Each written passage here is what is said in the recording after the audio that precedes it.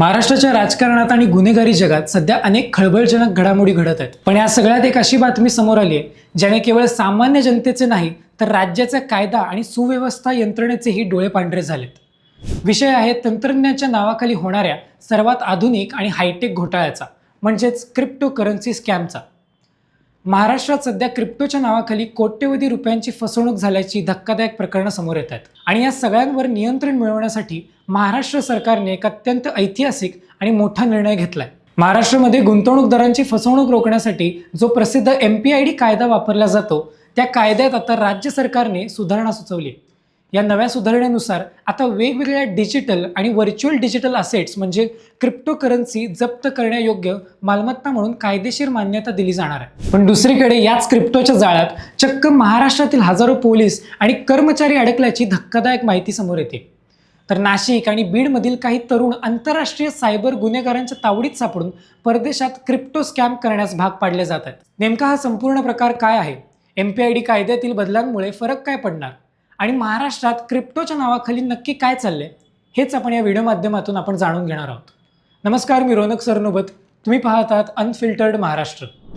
सगळ्यात आधी आपण हे समजून घेऊयात की महाराष्ट्र सरकारने MPID कायद्यात नेमकी काय सुधारणा केली आणि त्याचा सर्वसामान्य गुंतवणूकदारांना काय फायदा होणार आहे।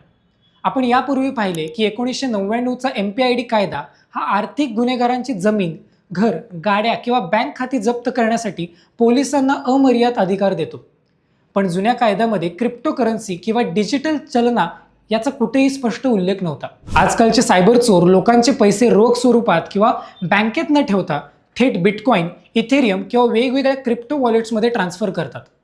कायदा स्पष्ट नसल्यामुळे पोलिसांनाही डिजिटल मालमत्ता जप्त करताना किंवा गोठवताना अनेक कायदेशीर अडचणी येत होत्या। हीच पळवाट बंद करण्यासाठी महाराष्ट्र सरकारने कायद्यात सुधारणा करून आता क्रिप्टोला रिकव्हरेबल प्रॉपर्टी म्हणजेच जप्त करण्यायोग्य मालमत्ता घोषित केलं। याचा अर्थ असा की जर एखाद्या क्रिप्टोच्या नावाखाली लोकांची आर्थिक फसवणूक केली जात असेल तर पोलिसांची आर्थिक गुन्हे शाखा म्हणजेच EOW थेट त्याचे क्रिप्टो वॉलेट्स कायदेशीररित्या सील करू शकतात। एवढंच नाही तर न्यायालयाच्या परवानगीने त्या क्रिप्टोचा लिलाव करून लोकांचे बुडलेले पैसे परत मिळवून देण्याचा मार्ग आता मोकळा झालाय।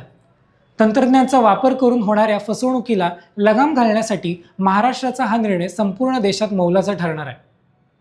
सरकारने एकीकडे हा कडक कायदा आणला असला तरी दुसरीकडे या क्रिप्टोच्या चक्रव्यूहात चक्क महाराष्ट्राचे पोलीस दलच अडकण्याचा अत्यंत धक्कादायक बातमी समोर आली। नुकताच समोर आलेल्या इन्व्हेस्टिगेशन रिपोर्टानुसार कोल्हापूर, सांगली आणि महाराष्ट्रातील इतर भागांमध्ये हजारो पोलीस अधिकाऱ्यांना आणि कर्मचाऱ्यांना काही बोगस ट्रेडिंग कंपन्यांनी आपल्या जाळ्यात ओढले। या सायबर चोरांनी क्रिप्टोकरन्सीमध्ये गुंतवणूक करा आणि दरमहा प्रचंड परतावा मिळवा असा आमिष या पोलिसांना दाखवला होता। सुरुवातीला काही महिने चांगला परतावा देऊन विश्वास संपादन केलं आणि त्यानंतर पोलिसांकडूनच कोट्यवधी रुपयांची गुंतवणूक करून घेतली। धक्कादायक बाब म्हणजे ज्यांच्यावर कायद्याचे रक्षण करण्याची आणि गुन्हेगारांना पकडण्याची जबाबदारी आहे त्या हजारो पोलिसांनाच या सायबर चोरांनी तब्बल कोटी रुपयांचा गंडा घातला। अनेक पोलिसांनी आपल्या भविष्याची पुंजी कर्ज काढून किंवा PFचे पैसे या बोगस क्रिप्टोमध्ये लावले होते, जे आता पूर्णपणे बुडले आहेत। या सर्व प्रकरणाचा तपास आता अत्यंत वेगाने सुरू असून राज्यभरात हे फेक ट्रेडिंग नेटवर्कचे जाळे नक्की कुठे कुठे पसरले आहे याचा शोध पोलीस घेत आहेत। क्रिप्टोच्या या काळ्या बाजारात तिसरी आणि अत्यंत विदारक बाजू म्हणजे महाराष्ट्रातील तरुणांचे परदेशात चाललेले शोषण। नाशिक, बीड आणि धाराशिव जिल्ह्यातील जवळपास 25 तरुण म्यानमार किंवा थायलंडच्या सीमेवर असलेल्या आंतरराष्ट्रीय सायबर गुन्हेगारांच्या तावडीत सापडल्याची धक्कादायक बातमी समोर आली। या सुशिक्षित तरुणांना सोशल मीडियाच्या माध्यमातून बँकॉक येथे मोठ्या कॉल सेंटरमध्ये चांगल्या पगाराची नोकरी देण्याचा आमिष दाखवण्यात आला होता। मात्र तिथे पोहोचल्यावर या तरुणांचा पासपोर्ट, फोन हे जप्त करण्यात आलं आणि त्यांना बंदिस्त कॅम्पमध्ये डांबून ठेवण्यात आलं। या कॅम्पमध्ये आंतरराष्ट्रीय गुन्हेगारी सिंडिकेट चालवले जाते। तिथे या महाराष्ट्रातील तरुणांना वेगवेगळ्या मुलींच्या नावाने फेक सोशल मीडिया प्रोफाईल बनवण्यास भाग पाडले।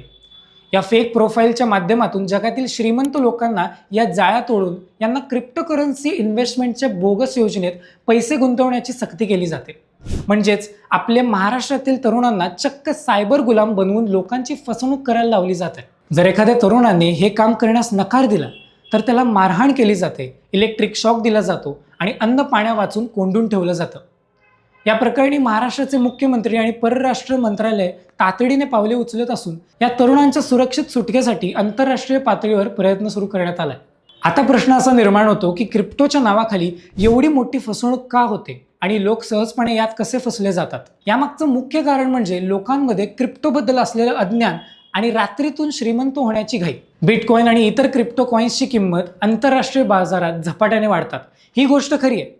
पण नेमक्या याच गोष्टीचा गैरफायदा बोगस कंपन्या घेतात. ते स्वतःचे फेक ॲप्लिकेशन्स आणि बोगस कॉइन तयार करतात, ज्यांचा मूळ बाजाराशी काहीच संबंध नसतो. लोकांना मोबाईल स्क्रीनवर खोटा नफा दाखवला जातो आणि जेव्हा लोक पैसे काढायला जातात तेव्हा ती कंपनी गायब होते. भारतात सध्या क्रिप्टोच्या व्यवहारावर 30% कर आणि 1% TDS लागू करण्यात आलाय.